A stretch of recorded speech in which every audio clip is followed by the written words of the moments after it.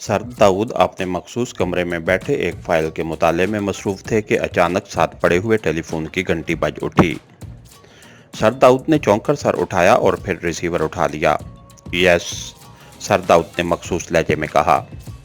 Sir Rashid आपसे बात करना चाहते हैं, दूसरी तरफ से पीए ने मुअद्दबाना लहजे में कहा। ओह, सर राशिद, बात कराओ, सर दाऊद ने चौंकते हुए कहा।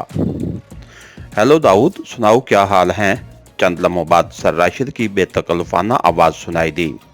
सर राशिद और सर दाऊद के तल्लुकात दोस्ती की हदूद से निकलकर बेतकल्लुफी की हदूद में थे, क्योंकि वो क्लास फेलो रहे थे। राशिद, तुम तो गैर मुल्की दौरे पर गए हुए थे, मुझे तो यही इत्तला मिली थी। सर दाऊद ने भी उसी तरह बेतकल्लुफाना लहजे में जवाब देते हुए कहा। हाँ, कल आया हूँ। कल तो सारा वक्त रिपोर्ट लिखने में लग गया, इसलिए आज दफ्तर आते ही मैंने तुम्हें फ़ोन किया है। फिर मुझे फिक्र थी कि ओल्ड मैन कहीं इस दुनिया से भी ना गुजर गया हो। सर राशिद ने हंसते हुए कहा। जब भी जाएंगे इकट्ठे जाएंगे, फिक्र न करो। हाँ, कैसे याद किया था? सर दाऊद ने हंसते हुए जवाब दिया। फ़ोन इसलिए किया था कि मुझे इतलात मिली हैं कि कुछ ऐसी सरगर्मियां जारी हैं जिससे हमारे साइंसी फार्मूले खतरे में हैं। सर राशिद ने कहा। हाँ राशिद, हमें इतलात सुबह मिली है। एक्स2 को भी यही इतलात मिली हैं और उन्होंने मुझे इस सिलसिले में होशियार रहने के लिए कहा है। सर दाऊद ने संजीदा लहजे में कहा। ओह अच्छा, फिर तो मामला सीरियस होगा। सर राशिद के लहजे में तशवीश थी। इतना भी नहीं, बहरहाल तुम जानते हो, एक्स2 जिस काम के पीछे पड़ जाए फिर सारे मसाइल खुद ही हल हो जाते हैं। सर दाऊद ने हंसते हुए कहा। हाँ ये तो है, लेकिन फिर भी मुझे फिक्र तो हो गई। आखिर मेरे सेक्शन का मसला है, कोई बात हुई तो सारी जिम्मेदारी मुझ पर आ पड़ेगी। एक्स2 ने कुछ तफसीली हदायत भी दी होंगी। सर राशिद ने तशवीश भरे लहजे में कहा। हाँ दी तो हैं, लेकिन तुम जानते हो फ़ोन पर, सर दाऊद ने टालते हुए कहा। ओह, मैं समझ गया। वाकई ये बातें फ़ोन पर नहीं हो सकती, लेकिन मुझे तशवीश रहेगी। अच्छा, मैं खुद तुम्हारे पास आ जाता हूँ। हमें बैठकर खास लाहे अमल तैयार करना चाहिए, सर राशिद ने कहा। ठीक है, आ जाओ, फिर तफसीली बातें होंगी, सर दाऊद ने कहा। ओके, मैं आ रहा हूँ, सर राशिद ने जवाब दिया। मैं कहला देता हूँ, तुम आ जाओ, सर दाऊद ने कहा और सर राशिद ने राब्ता ख़त्म कर दिया। सर दाऊद ने भी रिसीवर रख दिया और फिर उन्होंने इंटरकॉम का रिसीवर उठाया और एक बटन दबा दिया। Yes sir, section 1। दूसरी तरफ से एक मुअद्दबाना आवाज़ सुनाई दी। सर राशिद, सेक्रेटरी वजारत साइंस व टेक्नोलॉजी आ रहे हैं, उन्हें मेरे पास पहुंचा देना, और सुनो, स्पेशल वे से ले आना, सर दाऊद ने कहा। ओके सर, दूसरी तरफ से कहा गया और सर दाऊद ने रिसीवर रखकर दोबारा फाइल पर नजरें जमा दी। तकरीबन आधे घंटे बाद दरवाज़ा खुला और सर राशिद मुस्कुराते हुए अंदर दाखिल हुए और सर दाऊद भी मुस्कुराते हुए उठ खड़े हुए। इन दोनों ने बड़े गर्म जोश अंदाज में मुसाफे किया और फिर सर राशिद सामने वाली कुर्सी पर बैठ गए। उन्होंने तारीक शीशों वाली ऐनक लगा रखी थी। दौरा कैसा रहा? सर दाऊद ने फाइल बंद करके एक तरफ रखते हुए कहा। बाकी तो सब ठीक रहा, अलबत्ता मेरी आंखें खराब हो गई हैं।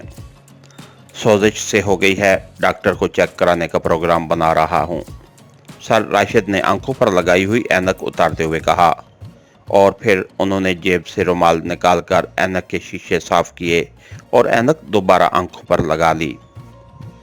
सर दाऊद ने देखा कि वाकई सर राशिद की आंखें भारी भारी थीं। हाँ, अब बताओ। एक्स2 का जिक्र सुनकर तो मुझे बेहद तशवीश हो गई है। इसका मतलब है हालात मेरी तवक्को से ज़्यादा संगीन हैं, सर राशिद ने संजीदा लहजे में कहा और सर दाऊद ने इमरान की तरफ से मिलने वाली तमाम हदायत दोहरा दी। क्योंकि सर सुल्तान के अलावा वो वाहिद बहर के आदमी थे जो जानते थे कि इमरान ही असल एक्स2 है, इसलिए उन्होंने जानबूझकर इमरान का नाम लेने के बजाय एक्स2 का नाम लिया था। लेकिन आखिर मुजरिम यहाँ से क्या हासिल करना चाहते हैं? तुमने इस बात पर गौर किया? सर राशिद ने चंद लम्हों की खामोशी के बाद पूछा। मैंने बहुत गौर किया है, मगर मेरी समझ में कोई बात नहीं आती। मेरे पास ऐसे किसी फार्मूले पर काम नहीं हो रहा जिससे मुजरिमों को ज़रा बराबर भी दिलचस्पी हो। اور نہ ہی ایسا کوئی سائنسدان ہے جسے اغوا کیا جا سکے۔ اب لے دے کے ایک ہی صورت ہو سکتی ہے کہ وہ مجھے ہی اغوا کرنا چاہتے ہوں، سر داؤد نے کہا۔ تم جیسے بوڑھوں کو اغوا کر کے انہوں نے اچار ڈالنا ہے، نہیں کوئی اور چکر ہوگا۔ تمہارے پاس واقعی کوئی فارمولہ نہیں ہے، سر راشد نے کہا۔ ہاں، تم جانتے ہو کہ میں فارمولہ مکمل ہوتے ہی اسے سپریم ڈیفنس کونسل کے حوالے کر دیتا ہوں۔ اپنے پاس نہیں رکھتا، بس ایک ادھورا فارمولہ ضرور موجود ہے۔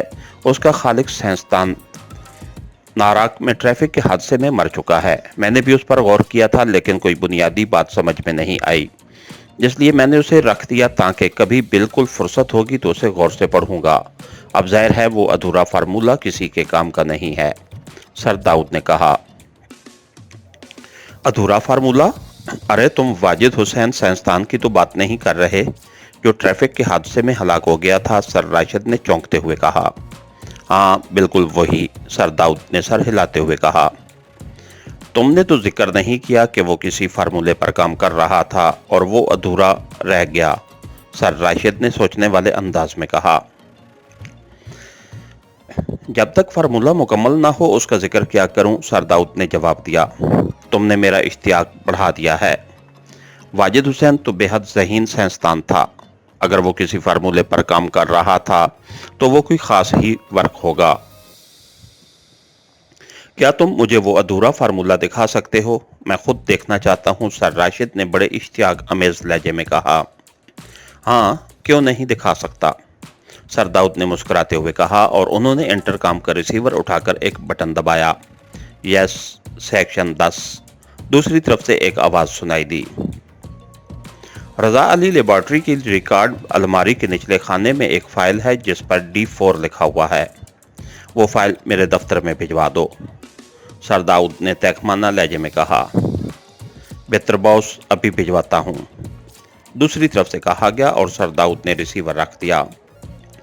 اچھا تو یہ تو ہوتا رہے گا، بتاؤ کیا پیو گے، سر داؤد نے کہا۔ پہلے فائل دیکھوں گا پھر بتاؤں گا۔ تم جانتے ہو جب مجھے کسی بات کا اشتیاق ہو جائے تو میں باقی ہر چیز بھول جاتا ہوں، سر راشد نے مسکراتے ہوئے کہا۔ چلو ایسے ہی صحیح، ویسے تمہیں فائل دیکھ کر مایوسی ہوگی، اس میں کوئی بنیادی نقطہ ہی درج نہیں ہے جس کی بنیاد پر آگے بڑھا جائے، بس چند ابتدائی تفصیلات ہیں۔ مجھے تو یوں محسوس ہوا جیسے واجد حسین کسی خاص جنگی ہتھیار پر کام کر رہے تھے۔ اگر وہ زندہ رہتے تو شاید کوئی نئی ایجاد سامنے آ جاتی، سر داؤد نے سر ہلاتے ہوئے کہا۔ چلو دیکھ لیں گے، سر راشد نے کہا، اور چند لمحوں بعد دروازہ کھلا اور ایک نوجوان فائل ہاتھ میں لیے اندر داخل ہوا۔ اس نے بڑے مؤدبانہ انداز میں جھک کر سر داؤد اور سر راشد کو سلام کیا، اور پھر اس نے فائل سر داؤد کے سامنے رکھ دی۔ ٹھیک ہے جاؤ، سر داؤد نے کہا، اور نوجوان سر ہلاتا ہوا باہر چلا گیا۔ لو بھائی دیکھ لو اور اپنا اشتیاق مٹا لو، سر داؤد نے ہنستے ہوئے فائل سر راشد کے سامنے رکھ دی۔ سر راشد نے فائل اٹھائی اور پھر اسے کھول کر پڑھنے لگا۔ روشنی کم ہے یا میری آنکھیں خراب ہیں، ذرا یہ ٹیبل لیمپ جلانا، سر راشد نے کہا، اور سر داؤد نے میز پر رکھے ہوئے ٹیبل لیمپ کو جلا دیا اور پھر اسے کھینچ کر اس کا بلب والا حصہ فائل کے اوپر جھکا دیا۔ اب فائل پر تیز روشنی پھیل گئی۔ سر راشد نے اینک کی کمانی کو پکڑ کر درست کیا اور فائل پر جھک گئے۔ ان کا ایک ہاتھ کمانی کو پکڑے ہوئے تھا۔ وہ بڑے غور سے فائل کا مطالعہ کر رہے تھے۔ جب انہوں نے صفحہ پڑھ دیا تو پھر انہوں نے دوسرا الٹ دیا۔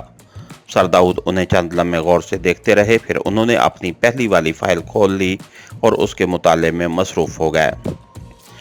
سر راشد کو D4 فائل پڑھنے میں آدھا گھنٹہ لگ گیا، پھر انہوں نے ایک طویل سانس لیتے ہوئے فائل بند کی اور اسے سر داؤد کے سامنے بڑی لاپرواہی سے پھینکتے ہوئے کہا، واقعی اس میں تو کچھ بھی نہیں، بس کچھ ابتدائی تفصیلات ہیں۔ سر راشد کے لہجے میں مایوسی تھی۔ میں نے تو پہلے ہی کہا تھا، سر داؤد نے مسکراتے ہوئے کہا، اور فائل اٹھا کر اسے میز کی دراز میں رکھ دیا۔ ہاں اب تمہارا اشتیاق تو ختم ہو گیا، اب بتاؤ کیا پیو گے، سر داؤد نے کہا۔ تمہیں معلوم ہے کہ مجھے ہاٹ کافی پسند ہے، بس وہی منگوا لو، سر راشد نے طویل سانس لیتے ہوئے کہا۔ और सर दाऊद ने सर हिलाते हुए इंटरकॉम का रिसीवर उठाकर 2 हॉट कॉफी भेजने के लिए कहा। चंद लम्हों बाद कॉफी आ गई और वो दोनों कॉफी पीने के दौरान लेबॉर्ट्री की हिफाजत के बारे में बातें करते रहे।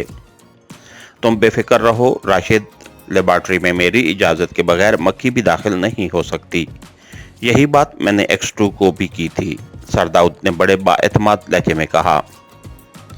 ये तो मैं भी जानता हूँ, लेकिन फिर भी एहतियात अच्छी चीज है। अच्छा, एक वादा करो, कोई खास बात हो तो X2 को बताने के साथ साथ मुझे भी जरूर बताना, सर राशिद ने कहा। ओके, बता दूंगा, सर दाऊद ने हामी भरते हुए कहा। ओके, मुझे इजाजत, मैंने सदर ममलिकत से मुलाकात करनी है और वक्त हुआ जाता है, सर राशिद ने उठते हुए कहा। और सर दाऊद भी उठ खड़े हुए और फिर वो खुद उन्हें छोड़ने कमरे से बाहर आए। मुसाफा करके सर राशिद एक आदमी की रहनुमाई में आगे बढ़ते चले गए, जबकि सर दाऊद वापस अपने कमरे में आकर दोबारा फाइल के मुताले में मसरूफ हो गए। उन्हें एक लम्हे के लिए भी इस बात का ख्याल तक न आया कि लाख एहतियात के बावजूद मुजरिम अपना वार करके वापस भी चला गया और उनकी सारी हिफाजत तदाबीर धरी की धरी रह गई हैं। इसके साथ ही हमारी आज के एपिसोड का इख्तिताम हुआ। कहानीगर चैनल को लाइक कीजिए, सब्सक्राइब कीजिए और बेल आइकन को प्रेस कर दीजिए ताकि हर आने वाली नई वीडियो आप तक बर वक्त पहुंच सके। शुक्रिया।